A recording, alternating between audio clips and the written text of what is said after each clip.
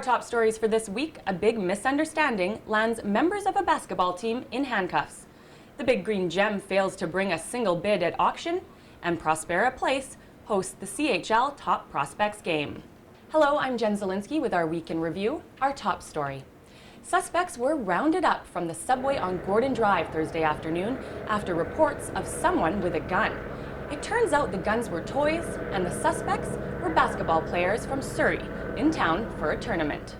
We are on the side of caution, and sometimes when things start to unfold, we have to take the actions that we took today. So, no charges have been laid in the incident.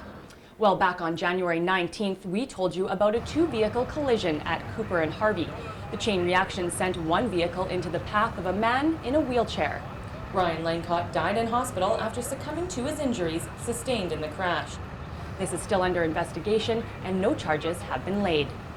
Finance Minister Kevin Falcon rolled into town Monday to speak at a Kelowna Chamber of Commerce luncheon, and he didn't miss the opportunity to take a shot at the NDP. And his plan is, so far, is a 20% increase in corporate taxes, returning the corporate capital tax, which is just devastating for businesses, and more regulation and more spending. The Liberals, however, are taking some heat after news broke the party spent big bucks on an unwanted HST pamphlet.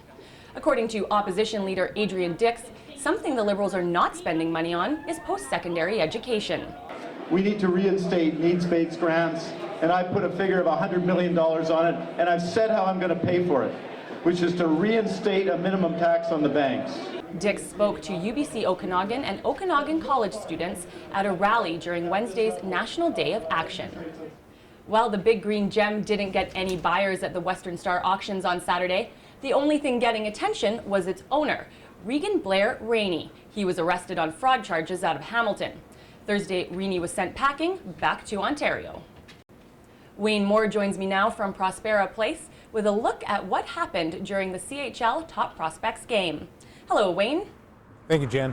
Outside Prospera Place, where the Kelowna Rockets have finally returned home after losing their home for 3 days as the Top Prospects invaded the arena.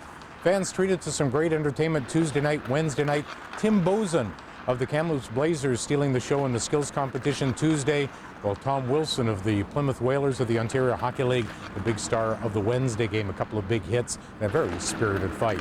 In curling news, great news for Kelly Scott as she's off to yet another Scotties Tournament of Hearts, this one in Red Deer later this month. She won her third straight provincial title last weekend, beating Marla Mallet 6-5 in the championship game. And our congratulations to the Penticton Vs, who won a BC Hockey League record-tying 29th straight last night in Penticton. Now back to you, Jen.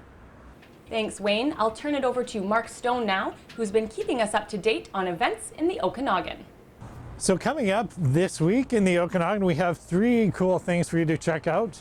Funny man Herb Dixon, we had a chance to meet him. We've got a video, an interview of him. He's like a non-stop comedy machine, I tell you. Saturday, February 4th, Kelowna Community Theatre. It's at 8 p.m. Tickets are $22.40. You don't want to miss it. Check it out. So if you notice, there's like no snow up here in Kelowna, but there is at Silver Star Mountain. Silver Star, every day at 1 p.m. they have awesome snowshoe tours. For $38, you get a bus ride, you get hot apple cider at the end, and you get that includes the snowshoe rental. It's a great activity. Call or check the website for details. And finally, Friday, February 10th, Vancouver's own Headley is back to rock Kelowna. It's at Prospera Place. The tickets are $29.50 to $45. You do not want to miss the show. Check it out. For all the events coming up in the Okanagan, check castanet.net for all our listings. Well, that wraps up Castanet's Week in Review. I'm Jen Zielinski. We'll leave you with this video of a bunny bullying sheep. We pulled it off of YouTube and it had over 700,000 hits. Thanks for joining us, and remember to send in your news tips to news@castanet.net. Bang goes the farmer's gun.